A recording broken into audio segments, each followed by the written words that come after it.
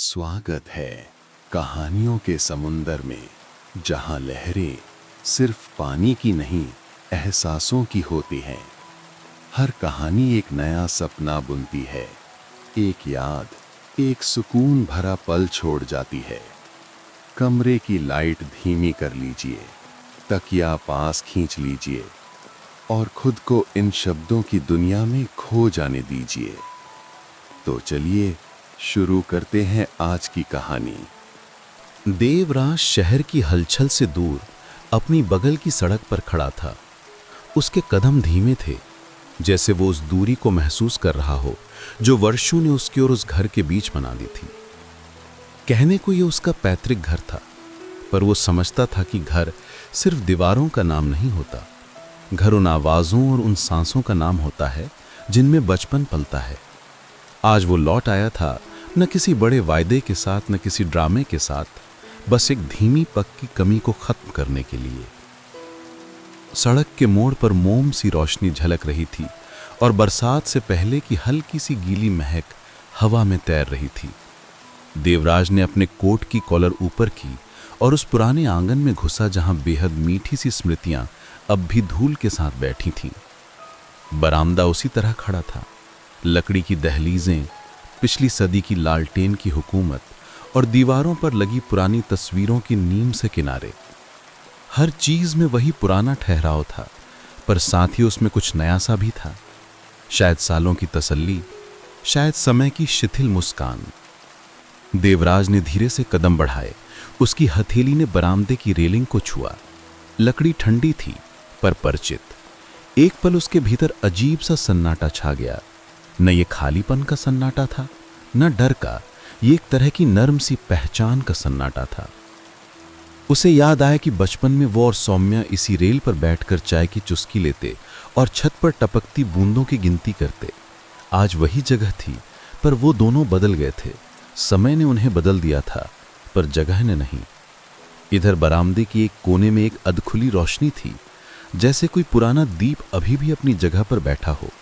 दीवार पर एक छोटी सी घंटी टंगी थी और उसकी हल्की सी झंकार बरामदे के सन्नाटे में धीमी धीमे गूंजती, जैसे किसी पुरानी लोरी की आखिरी धुन।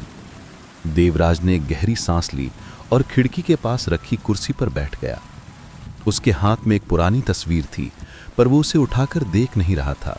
वो सिर्फ उसे दबाए बैठा था, जैसे किसी चीज को उसकी जगह पर रखा जा रहा हो। थोड़ी देर बाद बाहर से कदमों की आवाज आई। सौम्या आ रही थी। उसका चलना उसी तरह धीमा था, पर अब उसमें थोड़ी सी परिपक्वता और एक तरह की गोदी सी शांति थी। जब उसने बरामदे में कदम रखा तो दोनों की नजरें आपस में मिली। न कोई बड़ी मुस्कान, न कोई ड्रामा, बस वही पुरानी सी पहचान जो उम्र के साथ और भी मधुर हो जाती है। सौम्या ने हल्का सा सिर हिलाया और देवराज भी अपनी जगह से उठकर उसका अभिवादन करने लगा।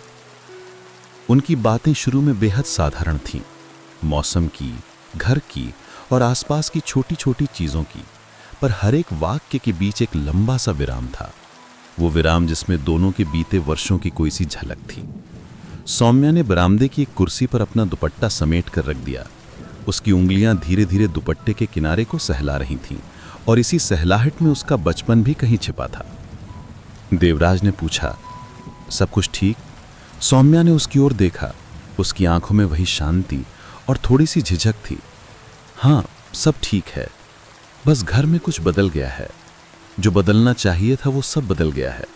उसकी आवाज में कोई शिकायत नहीं थी, सिर्फ एक स्वीकार था, जैसे किसी ने धीरे धीरे किसी पुराने पहिए का गियर बदल दिया हो। बहुत देर तक वो बस उसी तरह बैठे रहे। खिड़की के बाहर बारिश की हल्की सी झिलमिलाहट, अंदर कपड़ों के सूखने की धीमी सी महक और बरामदे की लकड़ी की दूरी में बैठी पुरानी कहानियां। देवराज ने अपनी जेब से चाय का पत्ता निकाला। कोई बड़ी बात नहीं, पर यही छोटी सी चीजें उनके बीच की दूरी को कम कर रही थीं। सौम्या ने पूछा, तुम वापस कब आए थे? देवराज ने कहा, आज ही। उसका उत्तर छोटा था, पर वापस आना सचमुच ऐसी चीज थी जिसे शब्दों में बांधना कठिन था। उनकी बातचीत में कोई बड़ा इतिहास नहीं खोला गया। वो दोनों जानते थे कि पुरानी बातें अगर खुलकर कही जाएं तो कई खामोशियां टूट जाती हैं, और उनकी खामोशियां अब उनकी दोस्त बन चुकी थीं। इसलिए उन्होंने शब्दों को बहुत कम रखा और उन चुप्पियां को ज्यादा महत्व दिया, वो चुप्पियां जो धीरे धीरे दिल के दरवाजे खोल देती हैं। कुछ पल बाद सौम्या ने खड़खड़ाती हुई एक पुरानी किताब उठाई। उसकी मर्जी थी कि देवराज पढ़े। वो पन्ना खोलकर देवराज के सामने रख दिया। पन्ने पर कुछ कविताएं थीं, पर उन कविताओं को पढ़ने का मतलब कुछ और था। वो एक तरह का सामर्थ्य था जिसे बिना बोले समझना होता है। देवराज ने पन्ना उठाया और उसकी उंगलियां पन्नों के किनारे पर धीरे से चली। उसकी आवाज में एक नर्म सा असर आया, पर उसने कुछ कहने से पहले ही अपना मुख मोड़ लिया। बाहर बरामदे की छत पर बूंदें टपक रही थीं। उनकी लय इतनी सहज थी कि वो किसी गाने की तरह कमरे के चारों ओर फैल रही थी। देवराज की आंखें सौम्या के चेहरे पर पड़ी। वो कुछ कहने की कोशिश कर रहा था, पर शब्दों की शक्ल में ढल नहीं पा रहा था। सौम्या ने मुस्कुराकर कहा, कभी कभी बस आ जाना ही काफी होता है। उस वाक्य में कोई बड़ी उम्मीद नहीं थी, न कोई दावा, सिर्फ एक सौम्य सुझाव कि कुछ चीजें अपने आप ठीक हो जाती हैं। देवराज ने दीवार पर टंगी पुरानी घड़ी की टिक टिक सुनी, मानो घंटियां रात की धीमी सांसों को गिन रही हों। वो खड़ा हुआ और बरामदे की रेलिंग के पास गया। उसकी हथेली वहां टिक गई। कुछ पल के लिए उसने अपने आप को उस जगह में घुलते हुए महसूस किया, एक तरह की आत्मीयता, पर बिना किसी दावे के। सौम्या ने उसकी तरफ देखा और उसकी आंखों में न किसी अफसोस की लकीर थी, न किसी खिंचाव का असर, बस एक शांत सहमति। आज की रात उनकी पहली रात थी, मिलन की, पर किसी तरह बिना किसी जोर के। वो जानते थे कि कल फिर अपनी अपनी दुनिया में लौटना होगा, पर ये जानते हुए भी भीतर से कोई कहता था कि इस किस्म की चुप्पी ही सच्ची गरिमा है। देवराज के मन में एक छोटी सी जिज्ञासा उभर आई कि क्या ये मुलाकात सिर्फ एक याद की तरह रहेगी या फिर कुछ नया सा जन्म लेगी। पर वो जिज्ञासा तेज नहीं थी, वो एक मुलायम सवाल था जो रात की हवा में खोकर भी मुस्कुराता रहता था। वो दोनों धीरे धीरे उठे। सौम्या ने लैंटर्न की जली हुई लौ के पास हाथ फिराया और बोली, अगर तुम चाहो तो अगली बरसात में फिर मिल सकते हैं। देवराज ने मुस्कुराकर कहा, हाँ शायद। उसका जवाब निश्चित नहीं था, पर वो सहमति किसी तरह के वादे से ज्यादा एक उम्मीद थी, हल्की, कोमल और बिना किसी दबाव के। और फिर जैसे बरामदा खुद भी उनकी बातों को समेटना चाहता हो। बारिश की आवाज और धीमी हो गई और शाम ने अपना घूंघट और भी गहरा कर लिया। देवराज ने बाहर की ओर देखा और उसके भीतर कुछ हल्का सा उतर आया। ना कोई बड़ा फैसला, ना कोई ड्रामा, सिर्फ एक नर्म सा स्वीकार कि कुछ रिश्ते बिना शब्दों के भी अपनी जगह बनाए रखते हैं। सौम्या धीरे धीरे उठकर अंदर की ओर चली गई। उसकी छवि धीरे धीरे दीवार की परछाई में घुल गई। अगली सुबह एक तरह से शांत थी, न किसी तेज रोशनी का उभार, न ही बाजार की जोरदार हलचल। बरसात ने शहर को एक मुलायम पर्दा दे रखा था और देवराज के कदम खुद ही उसे उसी पुराने बरामदे की ओर खींच रहे थे जहां कल की मुलाकात ने कुछ नए सवाल हवा में छोड़ दिए थे। वो सोच रहा था, कुछ सवाल ऐसे होते हैं जिन्हें पूछना आसान नहीं होता, उन्हें जीना पड़ता है, महसूस करना पड़ता है। आज उसका मन उनमें से कुछ को धीरे धीरे खोलने की इच्छा लिए आया था। सौम्या पहले से ही वहां बैठी थी। वो किताबें बिछाकर एक छोटी चटाई पर बैठी और बार बार खिड़की की ओर झांक रही थी। उसकी आंखों में उस तरह की एक संजीदगी थी जो कुछ कहने से पहले सोचती थी। जब देवराज पहुंचा तो उसने हल्की सी मुस्कान दी, पर इस बार मुस्कान में एक अलग तरह का न कह पाने का भार भी था। देवराज उसके सामने बैठा और उसने देखा कि उसकी उंगलियां किताब के किनारे पर धीरे धीरे घूम रही थीं, एक तरह की निश्चलता जो किसी पुरानी आदत की तरह थी। देवराज ने पूछा, कल की बातों ने कुछ मांग लिया क्या? उसकी आवाज में कोई दबाव नहीं था, बस एक नर्म जिज्ञासा। सौम्या ने कुछ पल निहार कर कहा, ना मांगा पर कुछ याद दिला दिया कि कुछ चीजें हमारे पास हैं और कुछ नहीं। उसके शब्दों में वो शांति थी जिसे उसने वर्षों से अपनाया था, ना झगड़ा ना अपेक्षा। वे दोनों चाय के कपों के बीच बैठे रहे। कहीं कहीं किताबों की हल्की सी परत उनके बीच एक दीवार सी बना रही थी। बाहर की बारिश अब तेज हो रही थी। पत्तों पर पानी की बूंदें जमकर नीचे फिसलती और छोटी छोटी धाराएं बना रही थीं। देवराज ने बाहर की ओर देखा, एक पुराना पेड़ जिसकी शाखाएं अब और भारी थीं, और एक अजीब सी हल्की लय में उसने महसूस किया कि समय कुछ घूंटों में नहीं बट जाता, वो भीतर से चलता है अपनी ही गति में। आज उनकी बातचीत आगे बढ़ी, पर यह बातचीत सीधे घटनाओं पर नहीं थी। ये उन भावों के आसपास सरकती थी जो बिना कहे रह गए थे। सौम्या ने कहा, तुमने शहर छोड़ा तो मैंने सोचा था कि वो अध्याय पूरी तरह बंद हो गया होगा। देवराज ने सिर हिलाया। वक्त की अपनी भाषा होती है। कभी कभी हम सोचते हैं कि कुछ पन्ने कट गए, पर वे कहीं और छपे मिलते हैं। शायद इसीलिए अब मैं वापस आया हूँ, कुछ पन्नों को फिर से पलटने के लिए। उसकी आंखों में एक छोटी सी चमक थी, एक हल्की उम्मीद जो ज्यादा बोलकर खो ना जाए। सौम्या ने उसके शब्दों पर ध्यान दिया और फिर मिनटों की खामोशी के बाद बोली, क्या तुम्हें कभी पछतावा होता है? सवाल अचानक आया, पर दोनों जानते थे कि यह सतह का नहीं, भीतर का सवाल था। देवराज ने धीरे से कहा, पछतावा? हाँ, पर वो भी कुछ सीख देने वाला होता है। मेरी जिंदगी में बहुत कुछ हुआ, कुछ सही, कुछ गलत, पर सबसे बड़ा सवाल ये था कि क्या मैंने उन लोगों की कद्र की जो साथ थे। उसका स्वर धीमा हो गया। सौम्या ने सिर हिलाया। उसकी आवाज में कोई निर्णय नहीं था, सिर्फ सत्य का स्वीकार। दोपहर की तरफ हल्की धूप निकली, बरसात के बाद की वो नम सी हवा जो पत्तों को ताजा कर देती है। देवराज ने अपनी जेब से कुछ पुराने कागज निकाले। वे पत्र नहीं थे, बल्कि पुराने नोट्स थे जिनमें उसने कभी लिखे विचार थे। उसने सौम्या को एक पन्ना सौंपते हुए कहा, ये कुछ पुराने शब्द हैं, तब मैंने शायद कुछ गलत समझ लिया था। सौम्या ने पन्ना पढ़ा और उसकी आंखें गंभीर हो गईं। उन पंक्तियों में ऐसे शब्द थे जो अब और अधिक सहनशीलता मांग रहे थे। सौम्या ने पढ़ते हुए कहा, तुमने लिखा था कि मैं हमेशा लौट कर आऊंगा। उसके स्वर में हल्की हामी और बहुत दूर की यादें समाई हुई थीं। देवराज ने कहा, मैंने सोचा था कि लौटना आसान होगा, पर लौटना और वही इंसान फिर से बनना, यह आसान नहीं था। मैंने अपने भीतर बहुत कुछ बदला था। उसका स्वर टूटता नहीं था, पर उसमें एक खामोशी थी जो सुनने के लिए थी, समझने के लिए थी। सौम्या ने धीरे से कहा, मैंने भी इंतजार किया, पर इंतजार को अपनी तरह से समझना भी एक कला होती है। बरामदे पर शाम उतरती गई। लालटेन की रोशनी और उसके फैलते प्रकाश ने चीजों को सुदृढ़ कर दिया। पंखे की धीमी गति में एक तरह का संगीत था जो केवल उन लोगों को सुनाई देता है जो समय को धीरे धीरे जीते हैं। देवराज ने सौम्या की आंखों में देखा। वे उस कहीं और की ओर थीं जिसे उसने कभी नहीं खोला था। उसे महसूस हुआ कि उनकी जिंदगियां अब अपने अपने ढंग से भारी हैं, पर फिर भी दोनों एक ही पल में साथ बैठ सकते थे। रात के कुछ पहर में वे बाहर निकले, उस पुरानी गली की ओर जहां बचपन की कई निशानियां पड़ी थीं। मिट्टी की खुशबू अभी भी वैसी ही ताजा थी और दूर से किसी मंदिर की घंटी मंद स्वर में गूंज रही थी।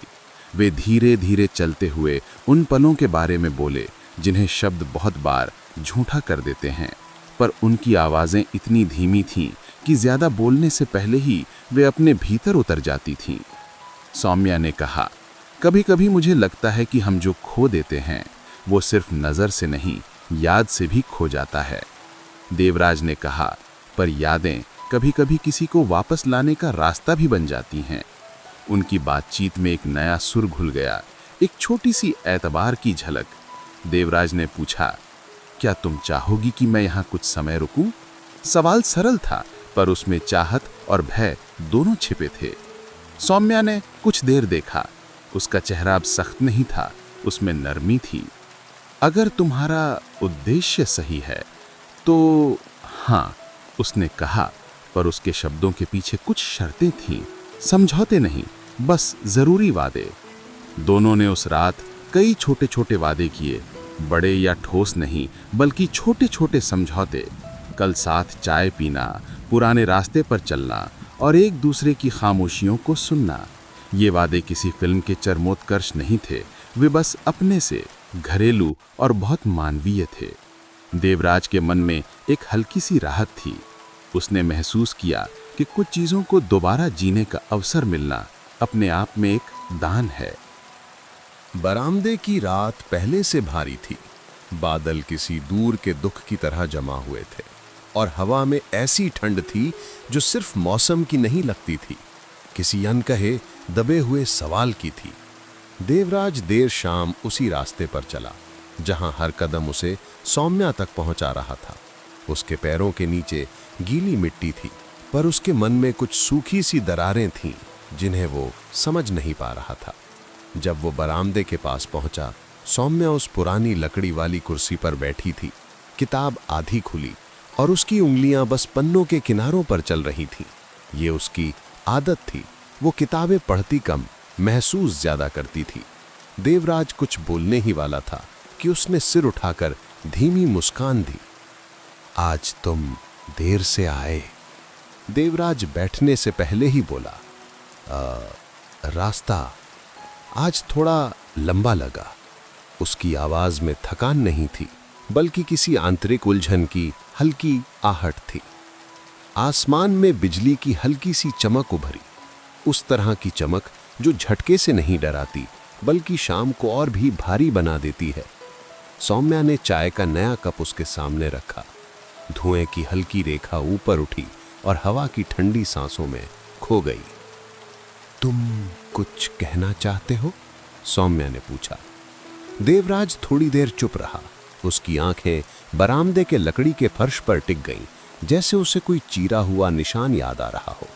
फिर उसने धीमी आवाज में कहा, मैंने इतने सालों में खुद को समझने की बहुत कोशिश की है, पर शायद मैं ये नहीं समझ पाया कि तुम्हें कितना इंतजार करना पड़ा होगा।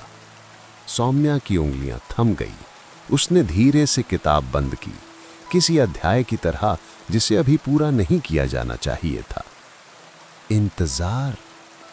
उसकी आवाज में न शिकायत थी न व्यंग, बस एक थकान थी जो कई सालों की संचित चुप्पियों का परिणाम थी।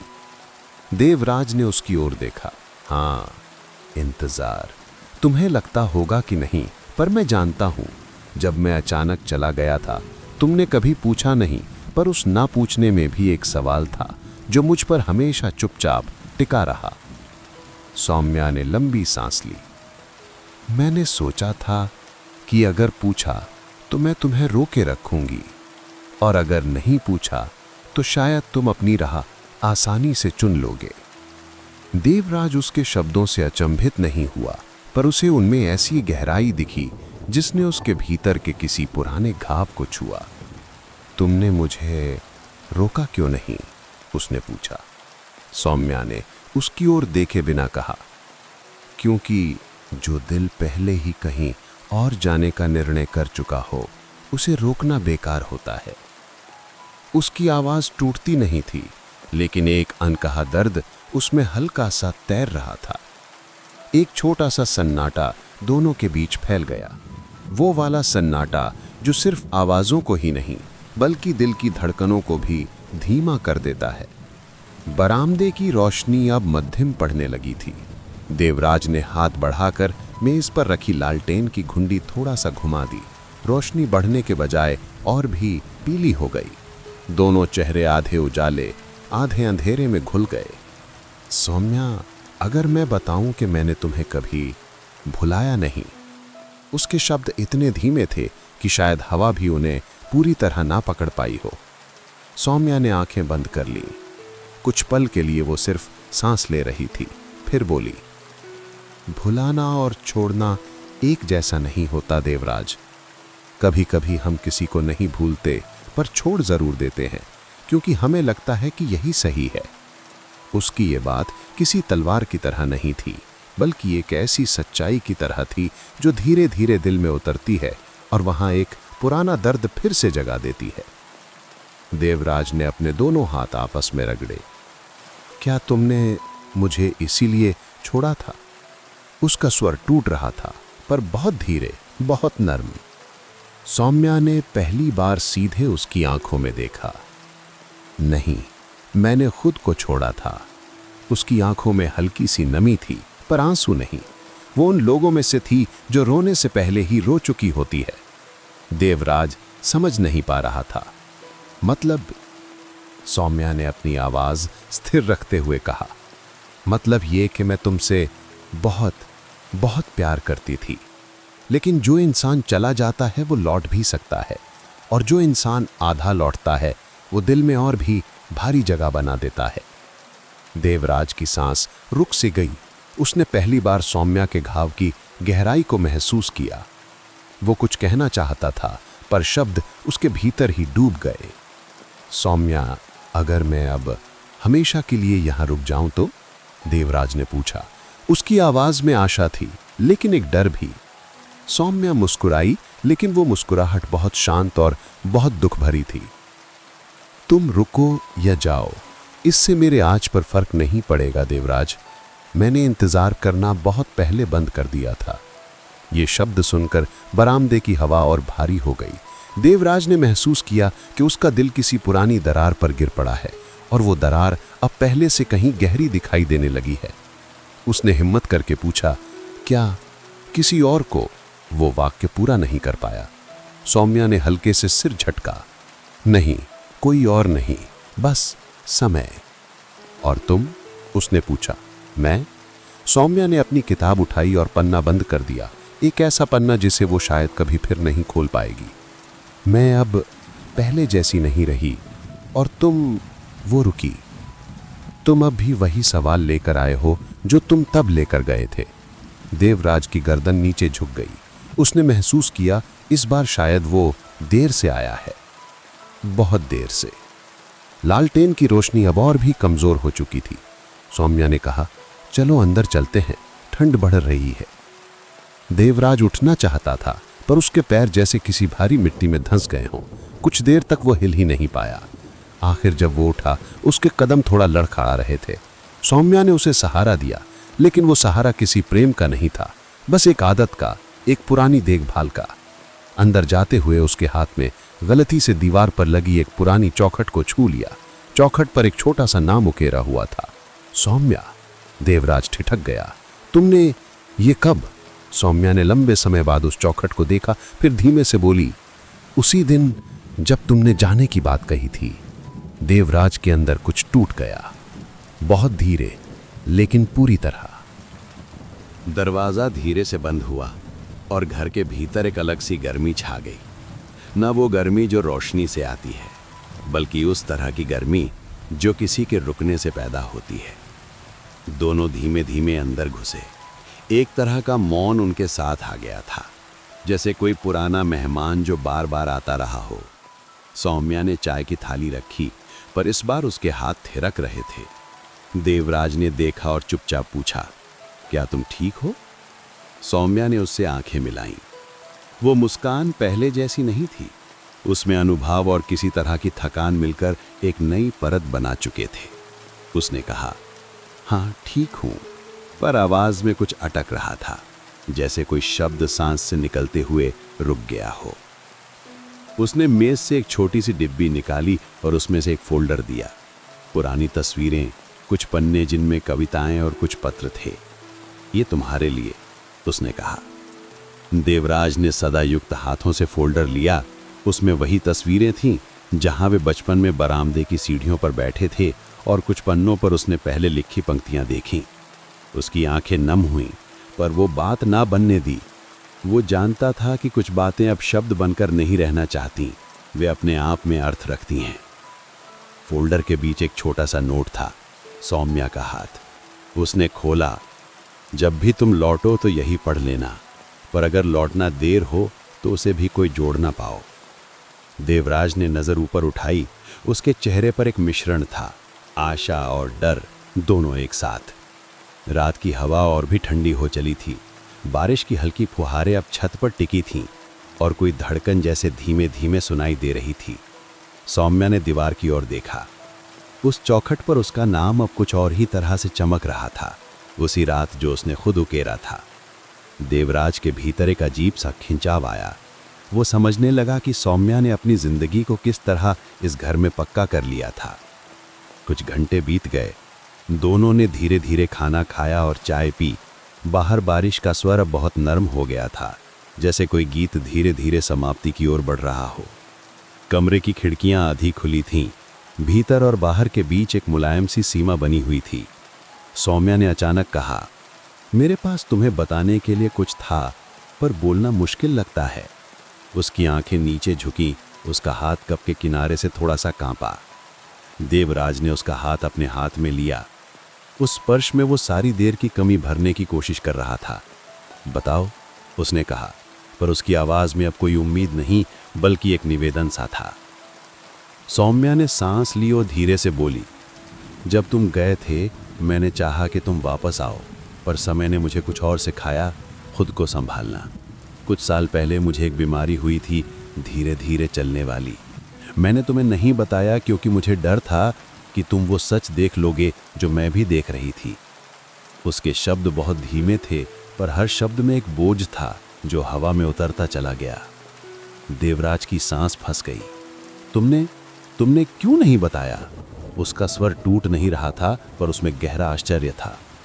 सौम्या ने आंखों में एक ठहराव लिए कहा, क्योंकि मैंने सोचा था कि ये मेरी बात है और तुम्हें अपने रास्ते पर जाने दूंगी। मैंने नहीं चाहा कि तुम मेरे साथ उसी तरह उलझो जैसे मैं खुद उलझ रही थी।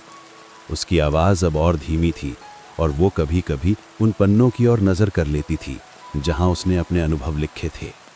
देवराज ने फोल्डर खोलकर पढ़ना शुरू किया। उसमें छोटी छोटी पंक्तियां थीं, दर्द की आंचों से लिखी, पर किसी तरह बेहद साफ और सच्ची। वे पंक्तियां उस बीमारी की धीमी धीमी छाया का जिक्र करती थीं। कैसे शरीर थकता गया, कैसे रातें लंबी हुईं और कैसे उसने हर दिन को एक कविता की तरह जिया। हर पंक्ति में सौम्या के चेहरे की एक तस्वीर थी, एक सख्त चेहरे पर नर्म मुस्कान। जब उसने पढ़ना समाप्त किया तो देवराज ने सिर झुकाया। उसकी आंखों में आंसू थे, पर वो झलक के रूप में थे, जोर से नहीं, क्योंकि वो जानता था कि बहुत कुछ अब उसके हाथों में नहीं था। उसने पूछा, अब क्या कहती हो? सौम्या ने धीरे से कहा, डॉक्टरों ने कहा है कि अब समय कम है। मैं समझ चुकी हूँ। मैंने जीवन को संवारा, जो भी समय था उसे ठीक रखा, और जब तुम आए मैं चाहती थी कि तुम्हें सच खुद ब खुद पता चल जाए, बिना किसी भारीपन के। उसकी आंखों में अब एक अजीब सा स्वागत था, जैसे कोई विदा पहले ही स्वीकार कर चुका हो। देवराज के भीतर कुछ टूट गया, पर वो चिल्लाया नहीं। उसने वही किया जो अब सबसे सरल और सबसे कठिन था। उसने अपनी सारी गलतियों का इजहार करना शुरू कर दिया। मैंने तुम्हें छोड़ा, पर मुझे हमेशा तुम्हारी आवाज़ सुनाई देती रही। मैं सोचता रहा कि शायद लौट कर मैं वही पुराना बन जाऊंगा, पर शायद यही अल्हड़पन मुझे तुम्हारे पास आने से रोकता रहा। उसके शब्दों में पश्चाताप था, पर साथ ही एक निवेदन भी, माफ़ कर दो। सौम्या ने उसे देखा। उसने उसके हाथ को कसकर पकड़ लिया। मैं तुम्हें माफ़ करती हूँ, उसने कहा। उसकी आंखों में कोई ज्वलन नहीं था, वो एक तरह का सुखद आश्वासन था जिसे उसने अपने भीतर पाला हुआ था। रात गहरी होती चली गई। बाहर आकाश में बादल घिर रहे थे और लालटेन की पीली रोशनी भीतर की चीज़ों को सोने की तरह नर्म कर रही थी। देवराज सारी रात बैठा रहा, कभी किताबें पढ़ते हुए, कभी उसके लिखे शब्दों पर नजरें फेरते हुए और कभी बस उसका हाथ पकड़े हुए। दोनों चाहते थे कि समय रुक जाए, पर समय अपनी ही चाल में था। आने वाले दिनों में देवराज ने सौम्या की घनिष्ठता से देखभाल की। उसने शहर के डॉक्टरों से सलाह ली, दवाइयों का इंतजाम किया और बरामदे की छोटी छोटी चीज़ों को आरामदायक बनाया। पर उन सब कोशिशों के बीच एक सच था। कुछ घाव ऐसे होते हैं जो ठीक नहीं होते। वे गहराई में उतर जाते हैं और धीरे धीरे बाहर की दुनिया से अलग होकर अंदर की दुनिया बन जाते हैं। सौम्या का शरीर दिन ब दिन कमज़ोर होता गया, पर उसका हौसला, उसकी मुस्कान और उसकी शांति जस की तस थी। देवराज ने उस शांति को देखा और समझा कि जो लोग अंदर से टूटे होते हैं वे अक्सर शोर नहीं मचाते, वे बस धीरे धीरे खामोश हो जाते हैं। एक शाम जब बारिश नरम सी थी और बरामदे पर हल्की सी हवा चल रही थी, सौम्या ने उसे बुलाया, आओ बाहर। वे दोनों बरामदे पर बैठे, उस लालटेन की धीमी रोशनी में जो अब और भी पीली हो चुकी थी, और साथ बैठकर उन्होंने वही पुरानी यादों की गूंज सुनी। सौम्या ने कहा, मुझे खुशी है कि तुम लौट आए देवराज, और तुम आ गए। उसकी आवाज़ में संतोष था, कोई शिकायत नहीं। देवराज ने उसका हाथ पकड़ा। मैंने बहुत देर की, उसने कहा। सौम्या ने सिर हिलाया, पर तुम आए। उस रात सौम्या की सांसें धीरे धीरे कम होने लगीं। कोई आवाज़, कोई चीख नहीं, बस एक धीमा सा सिसकना जो रात के गीत में धीरे धीरे समा गया। देवराज ने महसूस किया कि जैसे बरामदे की सारी चीज़ें उस पल को सुनकर रुक गई हैं। पंखे का घुमाव धीमा हुआ, रेडियो की ट्यूनिंग धुंधली हुई और बाहर की बारिश मानो एक अंतिम सलामी दे रही थी। उसका हाथ अब उसके हाथ में नहीं था, पर देवराज ने उसे कसकर पकड़ा और रात भर उसी रोशनी में बैठा रहा। उसने किसी को नहीं बुलाया। किसी तरह वो समझ गया कि ये पल दोनों का है, एक ऐसा पल जिसे किसी शब्द की ज़रूरत नहीं थी। सुबह आई, ठंडी और शांत। सौम्या की कुर्सी खाली थी। बरामदे पर उसकी नोटबुक खुली पड़ी थी और पन्नों पर उसका आखिरी लिखा वाक्य था। कुछ मुलाकातें इतनी पूरी होती हैं कि फिर उन्हें दोहराने की ज़रूरत नहीं पड़ती। देवराज ने वो वाक्य पढ़ा और उसके होंठों पर धीरे धीरे एक मुस्कान आई, पर वो मुस्कान आंसुओं के साथ मिली हुई थी। कस्बे की हवा में अब एक नई खाली सी खुशबू थी, न वो गुनगुनी खुशी, न तीखी कटुता, बस एक तरह की शांति। देवराज ने सौम्या के कुछ लिखे पन्नों को समेटा, चौखट पर उकेरा नाम देखा और बरामदे में एक लंबा सा समय बैठा रहा, वहीं जहां उनकी कहानियां कभी टकराई थीं। वो जानता था कि अब उसके पास जो बचा है वो सिर्फ यादें हैं, पर वे यादें इतनी गहरी थीं कि किसी भी रात को पूरा भर सकती थीं। उसने सौम्या की उन पंक्तियों को अपने पास रख लिया और उसी रात उसने फोल्डर में एक नया पन्ना रखा जिस पर उसने लिखा, मैंने जो खोया उसे मैं अपनी जिंदगानी की किताब में संभाल लूंगा। बरामदा अब खाली नहीं था, पर उसकी तन्हाई में अब भी सौम्या की गूंज थी। कुछ चीज़ें ख़त्म होती हैं, पर उनका असर हमारी सांसों में रह जाता है और उसी में शायद उनका असली अस्तित्व होता है। कहानी का अंत तेज़ नहीं हुआ, न ही किसी चिल्लाहट के साथ। वो एक धीमे से स्वीकार में ख़त्म हुआ, एक भारी पर शांत स्वीकार में। देवराज ने बरामदे का दरवाज़ा खोलकर बाहर की ओर देखा। बारिश अब बहुत हल्की थी और आसमान में कोमल सी रोशनी फैल रही थी। उसने एक गहरी सांस ली और सौम्या की याद में अपना जीवन आगे बढ़ाने का वादा किया। और बस यूं ही एक और लहर ने अपनी कहानी कह दी। अगर ये कहानी दिल को छू गई हो तो कहानियों के समुंदर को सब्सक्राइब कीजिए और अगली लहर का इंतज़ार कीजिए, क्योंकि हर रात एक नई कहानी लेकर आती है। हाँ, शुभ रात्रि।